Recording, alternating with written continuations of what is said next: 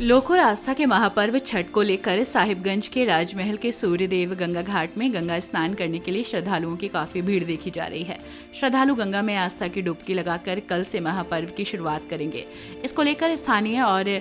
सुदूरवर्ती क्षेत्रों से बड़ी संख्या में गंगा स्नान करने राजमहल में पहुंचे श्रद्धालु गंगा स्नान के साथ महापर्व की खरीदारी तैयारी करते भी दिखे। जहां सूर्यदेव गंगा घाट पर श्रद्धालुओं के द्वारा महापर्व की तैयारी की जा रही है, वहीं जिला प्रशासन के द्वारा भी गंगा घाटों पर साफ सफाई, शौचालय, कपड़े बदलने के एक्सचेंज रूम, सुविधापूर्ण आवागमन जैसी व्यवस्थाओं का व्यापक इंतजाम किया जा रहा है। गंगा स्नान करने पहुंचे श्रद्धालुओं ने बताया कि आज गंगा स्नान के साथ कल से कद्दू भात से 4 दिनों तक चलने वाली महापर्व की शुरुआत की जाएगी। हम पिछले 10 सालों से छठ महापर्व को कर रहे हैं, मेरी इसमें काफी आस्था है। वहीं राजमहल नगर कार्यपालक पदाधिकारी दानिश हुसैन ने बताया कि छठ महापर्व को देखते हुए जिला प्रशासन के द्वारा राजमहल के गंगा घाटों पर साफ सफाई के व्यापक इंतजाम किए गए। गंगा घाटों श्रद्धालुओं के लिए निकटतम शौचालय, कपड़े एक्सचेंज करने के लिए एक्सचेंज रूम और सुविधापूर्ण घाट और जल्दी घाटों के लिए बालू की काफी सारी बोरियां लगाई गई हैं, जिससे स्नान और अर्घ देने में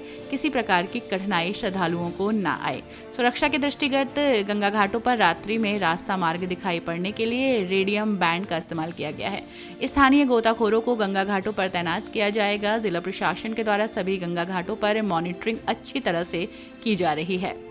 जिसको लेकर अब तक स्थानीय विधायक, अनुमंडल पदाधिकारी और मैं अब तक 2 बार निरीक्षण कर चुका हूं, क्योंकि इस बार बरसात के बाद भी गंगा का जलस्तर कम नहीं हुआ है। इसलिए जिला प्रशासन के द्वारा भी लोगों को सूचित किया गया है कि घाटों पर सावधानी बरतते और सुरक्षित रहें।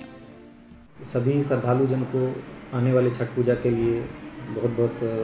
शुभकामनाएँ हैं और जिला प्रशासन अपनी तरफ से जो सुविधाएं उपलब्ध करा रही हैं, उनके अतिरिक्त हमने श्रद्धालुओं से आम सूचना के माध्यम से और अनाउंसमेंट के माध्यम से यह अपील की है कि जो गंगा का जल स्तर है ये अपेक्षित रूप से घटा नहीं है और इसके जल स्तर में जो कमी जो है वो नहीं होने के कारण घाटों का जो आकार है वो थोड़ा सीमित हुआ है, परंतु उसकी लंबाई में वृद्धि करने के उपरांत हम लोगों ने उस जगह को बराबर एडजस्ट करने का कोशिश किया है। साथ ही साथ जो दलदलापन है नदी के छिछली क्षेत्रों में, उसको देखते हुए हम लोगों ने गंगा नदी में जहाँ तक श्रद्धालुओं का प्रवेश होगा स्नान के समय, अर्घ के समय, वहाँ तक जो क्षेत्र है उसमें बालू से भरी बोरियाँ जो है नीचे बिछाई जाती हैं ताकि दलदलापन जो है उस क्षेत्र का उसको कंट्रोल किया जा सके। इसके अलावा चेंजिंग रूम इत्यादि की व्यवस्था कराई जाती है, लाइटिंग की व्यवस्था कराई जाती है, ब्लीचिंग, चूना पाउडर इत्यादि जो भी छिड़काव होता है वो निरंतर होता रहता है। साथ ही साथ हम लोग यह भी प्रयास करते हैं कि जो श्रद्धालु आए वो निकटतम जो शौचालय है वहाँ तक जा कर के शौचालय का उपयोग करें यदि आवश्यक हो तो।